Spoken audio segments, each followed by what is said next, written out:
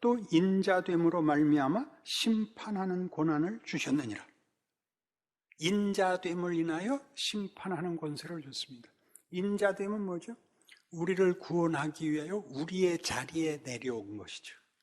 하나님이 우리를 심판하러 오시지 않고 영생을 주러 보내셨다는 건 여러분 가장 많이 외우는, 모두가 알고 있는 요한복음 3장 16절 아닌가요?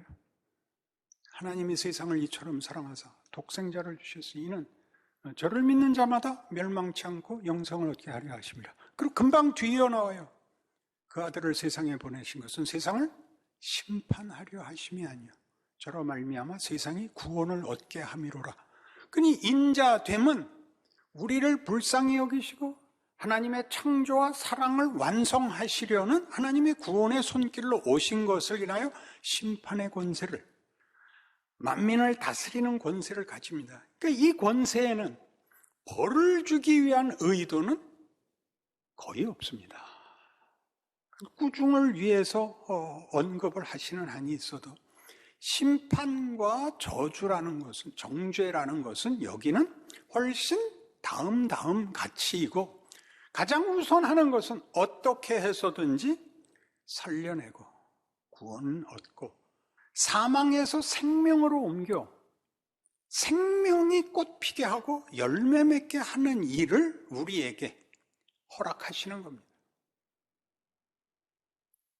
그래서 이 문제를 생각해 보십시오. 요한복음 8장에 가늠하다 현장에서 잡힌 여인, 사람들이 예수님을 시험하기 위하여 어떻게 해야 됩니까? 돌로 치어야 됩니다. 너희 중에 죄 없는 자가 먼저 쳐라. 이렇게 됐죠. 다 도망갔죠. 그래서 예수님이 이렇게 말씀하십니다. 나도 너를 정죄하지 아니하노니 가서 다시는 죄를 짓지 마라. 그러니까 다시는 죄를 짓지 마라가 우리한테 걸려서 이 문제를 늘 틀립니다. 이렇게 살지 말고 더 나은 인생을 살아라.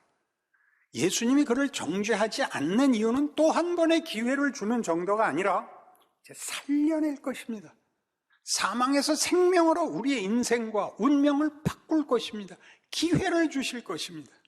그런 목적과 하나님의 복속을, 축복 속을 사는 삶으로 우리를 불러낸 겁니다. 그 인상을 쓰시면 큰 죄인 겁니다.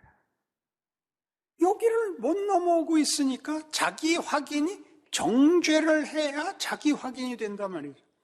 이 여인을 죽임으로써 자기는 죄짓지 않았다밖에 할 것이 없는 데에서 이제 더 살리는 자리로 가라죠. 살리는 자리로 가라. 하늘과 땅의 권세를 내게 주셨으니 너희는 가서 저들에게 생명을 전해라. 하나님이 그의 자녀들에게 허락한 약속들을 함께 누리기 위하여 내가 이 땅에 와서 아버지의 뜻을 이룬 바로 그 방식으로 너희는 나의 제자로 가라. 이렇게 부름을 받는 겁니다. 그것도 축소돼서 선교사가 돼야 된다고 생각을 했죠. 그것은 어떤 임무같이, 어떤 하나의 정형화된 형식이 이렇게 분명한 형태로 소개되는 것이 아니라 삶의 전 영역에 걸쳐서 사망이 부패하고 왜곡되고 헛된 것과 달리 빛을 발하고 생명이 자라고 무르익고 무성한 것으로 보여져야 된다. 그렇게 말씀하시는 것입니다. 여길 사셔야 됩니다.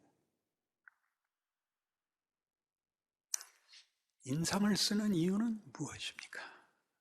여러분의 생각과 달라서 혼돈이 되는 것입니까? 못 알아듣는 것입니까? 아니면 빨리 끝내기를 바라시는 거예요. 여길 쫓아오셔야 됩니다. 여길 쫓아오지 못하면 예수를 믿었으나 죽어서 천국 가는 사이가 다 필요가 없는 것입니다. 다만 매일 혼란과 유혹과 실패에 범벅이 돼갖고 어쩔 줄을 모르는, 매일 회개하고 기도밖에 없는 인생이 되지 사는 게 아닙니다. 사는 게 아닙니다. 목사님 인상 쓰지 마십시오. 그래, 이게 굉장히 복된 것입니다.